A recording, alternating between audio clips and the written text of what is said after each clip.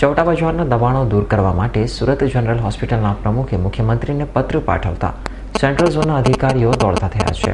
તેને કારણે શુક્રવારે સમગ્ર દિવસ દરમિયાન ચૌટા બજાર વિસ્તારમાં પ્રચાર ગાડી ફેરવી આજે શનિવારે દબાણ હટાવવાની કામગીરી કરાઈ હતી. ચૌટા બજારના દબાણો હટાવવા માટે અનેક રજૂઆત સુરત જનરલ હોસ્પિટલના સત્તાધીશો દ્વારા કરાઈ હોવા છતાં પણ તે માટેની નક્કર કામગીરી કરાતી નહીં હોવાના કારણે મુખ્યમંત્રી સુધી તેની રજૂઆત કરાઈ છે. તેના કારણે દોડતા થયેલા સેન્ટ્રલ ઝોનના અધિકારીઓએ ચૌટા બજારમાં દબાણ નહીં કરવા અને દબાણ કરવામાં આવશે તો તેની સામે કાર્યવાહી કરવાનો પ્રચાર કર્યો હતો.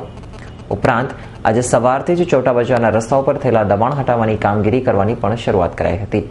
જોકે તાકીદને પગલે સંભવત ચૌટા બજારમાં દબાણ નહીં થયા હતા, પરંતુ સમસ્યા ચૌટા બજારમાં કાયમી રહેલી હોવાના કારણે સમયાંતરે કોઈપણ પ્રકારની જાહેરાત કર્યા વિના દર સપ્તાહે કાર્યવાહી કરાય તો તેનું નિરાકરણ થાય તેમ છે.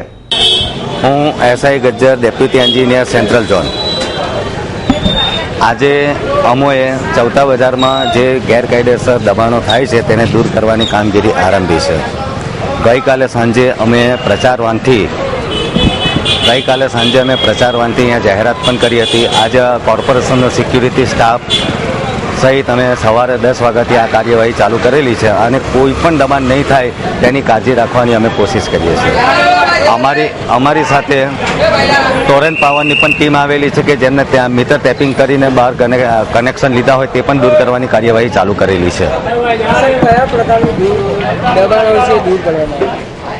જે રસ્તા ઉપર અને ફૂટપાથ ઉપર દબાણ હોય તે દબાણો દૂર કરવાની કાર્યવાહી ચાલુ છે. તો વર્ષોથી ચૌટા બજારમાં વેપાર કરતા ફેરિયાઓ હાલ ક્યાં જાય અને તેઓની રોજીરોટી છીનવાઈ જશે તેમ જણાવી રહ્યા છે. ત્યારે આજે સવારથી ચૌટા બજારમાં દબાણ હટાવવા ઝોનના અધિકારીઓ પણ સ્થળે પોલીસ બંદોબસ્ત સાથે પહોંચી ગયા હતા અને દબાણ દૂર કરાવ્યું હતું.